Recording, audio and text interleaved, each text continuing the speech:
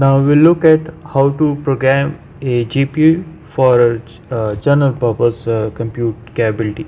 Compute. So uh, when we are using OpenGL with to program a GPU, what typically a programmer does is he writes shaders, a set of shaders which are implemented or binded to the GPU hardware and the rendering pipeline, and then they execute on all the vertices, all the fragments in parallel to do the graphical processing. When we want to use a GPU for general purpose operation, we have to write what we call a compute shader, or another name for them is, we can call them CUDA threads. So both means the same. So now we will be writing threads to implement parallelism, not shader to render things on the graphical device. So to start with, basically a system where a GPU is there is always going to be a CPU. So till date there is no system with only GPU as your main processor. It is always a co-processor. So there have been attempts to incorporate CPU kind of capability into a more or less a GPU device, but generally CPU is a separate IC and your device or a GPU is a separate IC. So typically when you will be using GPU for general purpose compute, it will be something like this. You will have a normal program. A major portion of it is going to execute on the CPU. What this portion is going to do mainly is perform different kind of IO, read and write, different kind of configuration. It will perform those features, and then it will pass a portion of the program to the GPU for compute. Generally this portion of the program is the one that takes maximum amount of time for a good GPU kind of application. So when we execute it on a highly parallel GPU, what will happen is time taken for this portion of code will substantially reduce.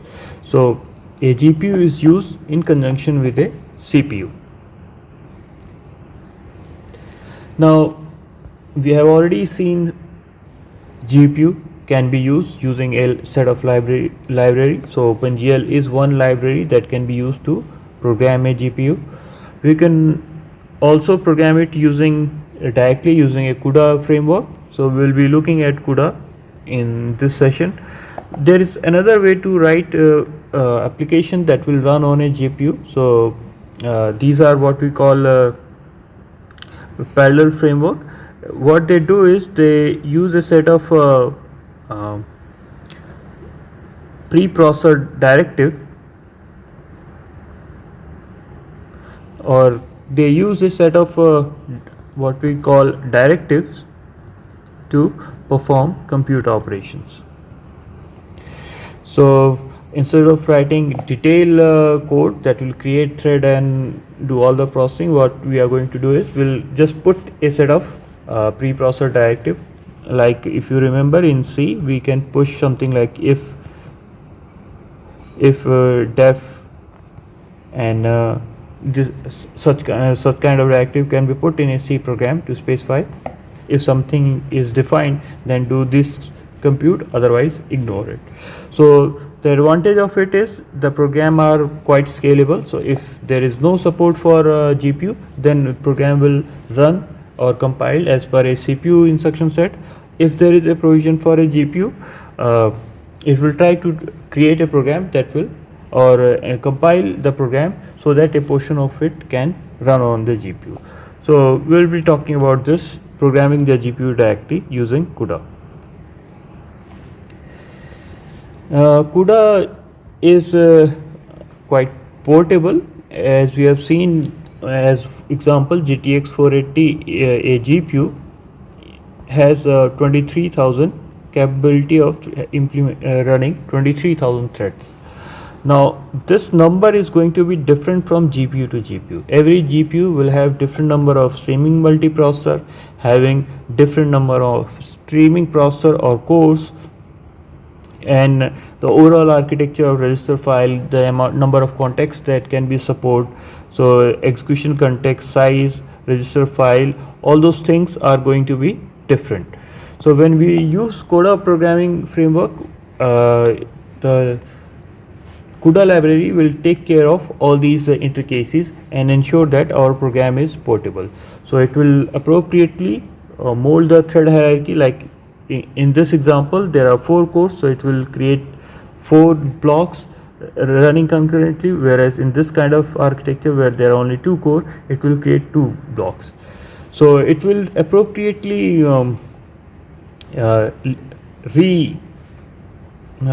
design the thread hierarchy so that the application can execute on different kind of GPUs. This is a typically how different function and variable which are used in a CUDA programming. So as you can see, there is very minimal effort is required to write a CUDA program. It is quite similar to a C program. Only thing is a set of some directive is there. This is a function call. This is also a function with argument, and a return type is there, float, and then there are some directive to specify that it has a certain purpose. So when a function is declared global, means it can be accessed from the CPU as well as GPU. When a function is declared as a device, then this function is going to execute on a GPU.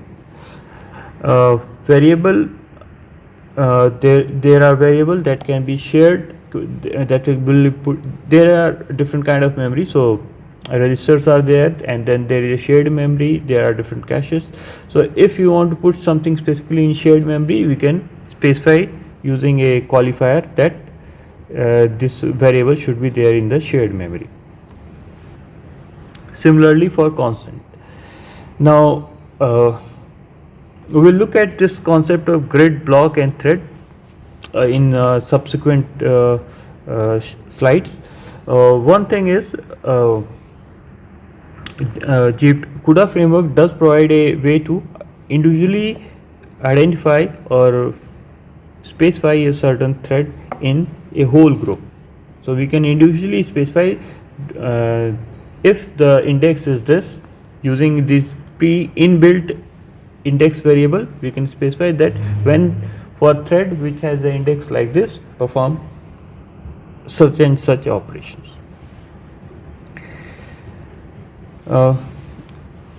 So since host and device are two separate entity, so typically CPU will have also associated memory, the RAM, main memory, and then with graphics there is a associated graphics memory. So for any operation, what should happen is both way communication is possible over here, but GPU cannot access any location in the main memory. So it has to have the data in the graphics memory, then only it will be able to operate. So beside offloading the compute code to the GPU, what the CPU need to do is it also need to put appropriate data into the data that will be operated upon in graphics memory, so that GPU code can process it. So for a dynamic, since this memory allocation deallocation is dynamic, CUDA malloc and CUDA free, they are similar to malloc and free function which we use for CPU operation. Only thing is that they can be used to allocate memory on the graphics memory. Instead of your main memory, malloc and free will allocate memory and release memory from the main memory, whereas CUDA malloc and CUDA free can add and release memory, allocate and release memory from the graphics memory. Now CUDA earlier used to have this kind of framework where there used to be a separate memory, but physically the memory is still separate. But what CUDA from version 6 onward, what they have done is they provide a unified memory kind of view. So it's again, there is a separate physical memory for as which is system memory, and then there is also a separate physical memory which is a graphics memory. But a programmer who is running or compiling a program using a higher CUDA version of CUDA which is greater than 6 would not have bother about allocation deallocation of memory. The CUDA framework in itself will take care of it. So since every time a compute code runs a code on GPU, it has to allocate, deallocate memory, move data. So this allocation, deallocation of the memory is taken care of by the CUDA framework. A programmer doesn't have to bother about. So it lowers the effort that is required to program a GPU kind of a system with a GPU. Now let's look at how different threads are organized in a CUDA kind of CUDA enabled GPU. So we know a GPU consists of a series of streaming multiprocessor 1-to-n relationship, and every streaming multiprocessor has streaming processor, again a 1-to-n relationship. And one more thing is that every streaming processor generally execute a block of thread, a group of thread, and therefore again with respect to thread, a streaming processor has 1-to-n relationship. That means every streaming multiprocessor will have multiple execution thread execution contexts attached to it. Only one would be active at a certain point of time, but n would be there attached to it, so that the moment one of the thread get blocked or data for that particular thread is not there, another thread can become active, and this context switching, as I explained, will be done by the hardware. So the overhead for it is quite negligible. So a streaming process, so a GPU can execute a very large number of threads. So say if the number of streaming multiprocessor is 32 and every streaming multiprocessor contains 32 streaming processor, then and say each streaming processor can execute a warp of threads, which again can be as large generally which is equivalent to 32. These many threads can be in flight at the same point of time in a GPU. So it's almost 32, close to 32768. These many threads on a GPU that has 32 streaming multiprocessor, each having 32 cores, can execute a warp of 32 threads, can have these many number of threads active or in flight at the same point of time in the GPU. So this collection of thread is called a grid. This whole would be called a grid. Again, there can be multiple grids. So a large number of grid, each containing large number of blocks of thread, which will be divided into usually a group of 32 thread or warps, and then they all be scheduled so that the hardware of the GPU can be used as efficiently as possible. And how you are going to identify that since the code is same for all the thread, generally what we try to do is we try to take maximum advantage of GPU hardware. For that, the code of each thread should be more or less the same. So if when that is the case, how do we identify an individual element in the block or a thread? By using different index variable that we have seen earlier.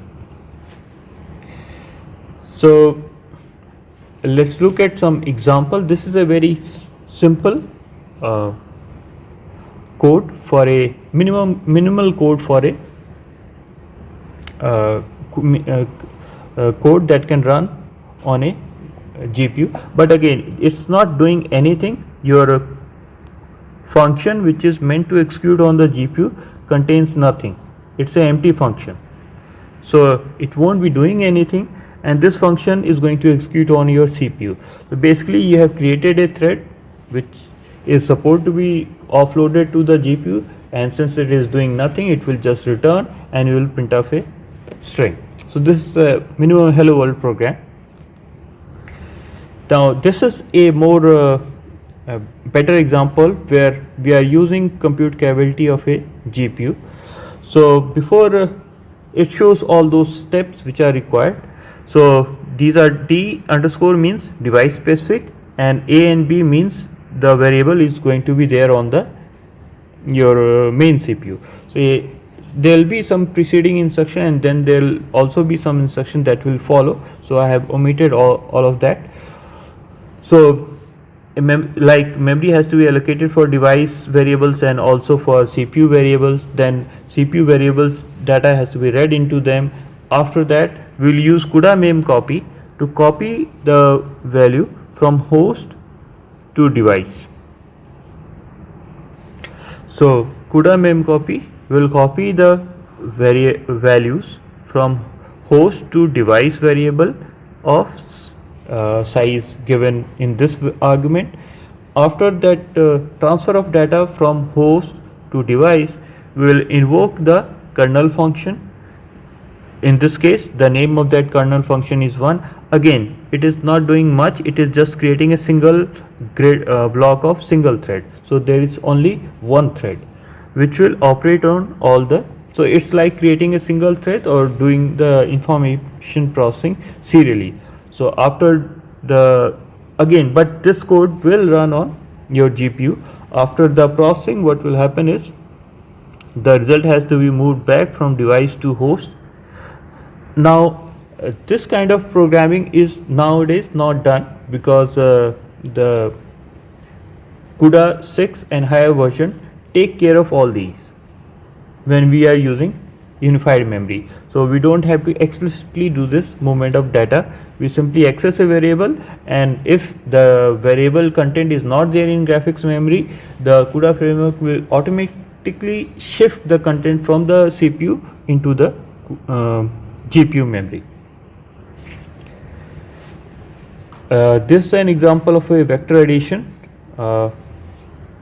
Now this over here you can see there is only one block, but that block is containing n number of threads.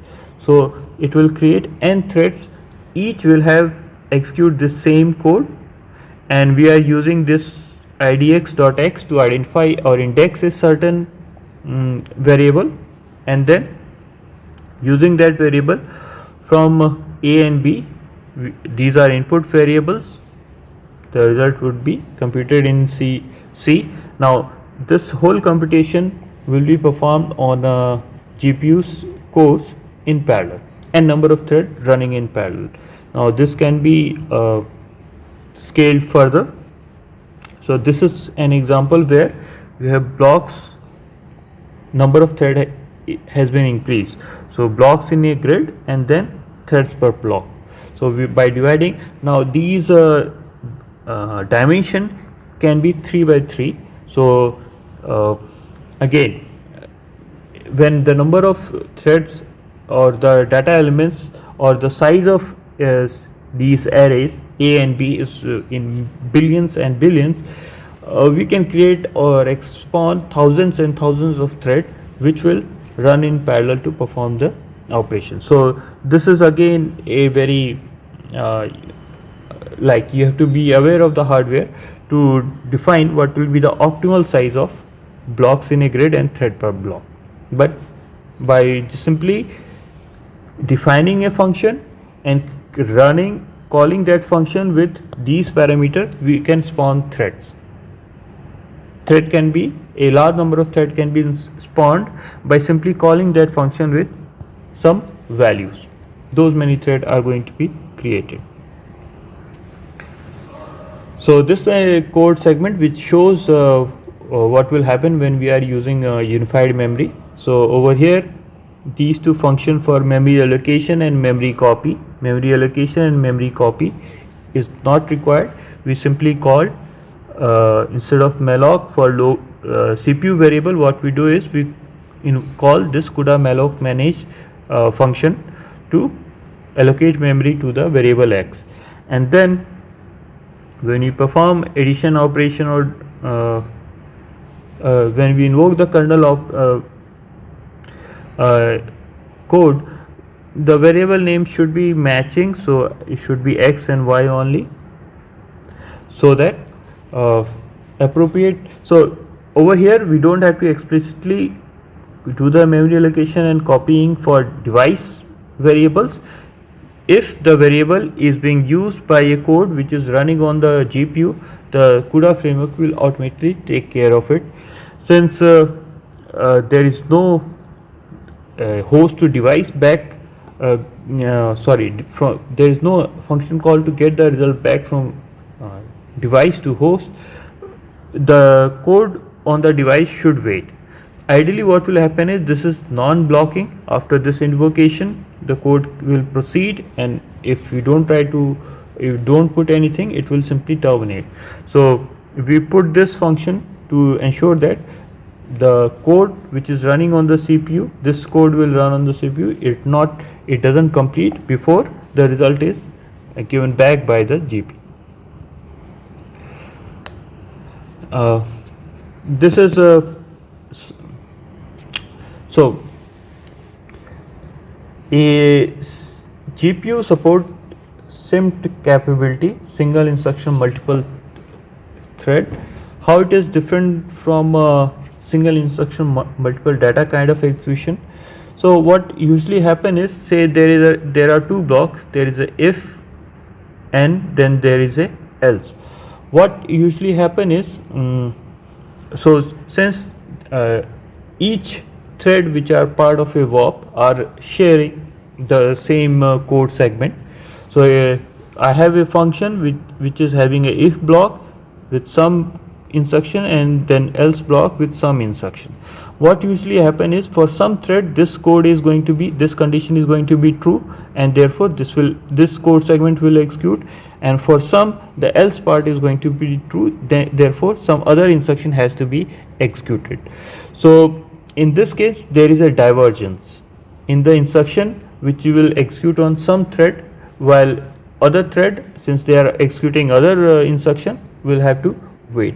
So GPU hardware, what it does is it blocks the thread which are so it will run all those threads for which condition is true with this instruction set, and those threads for which this condition is false will simply wait, and after this segment has executed, this will execute for all those threads for which this condition is false. So likewise, so in this manner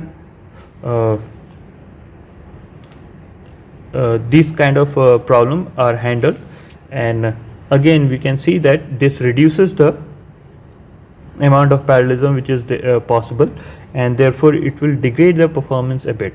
So uses of if else kind of or any kind of conditional statement is generally not preferred in the case of a GPU kind of hardware. So this is an example of so that's all that is there for the GPU.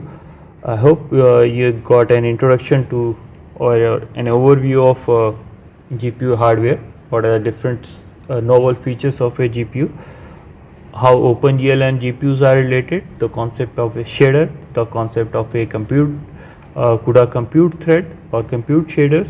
And so objective was to give an overview.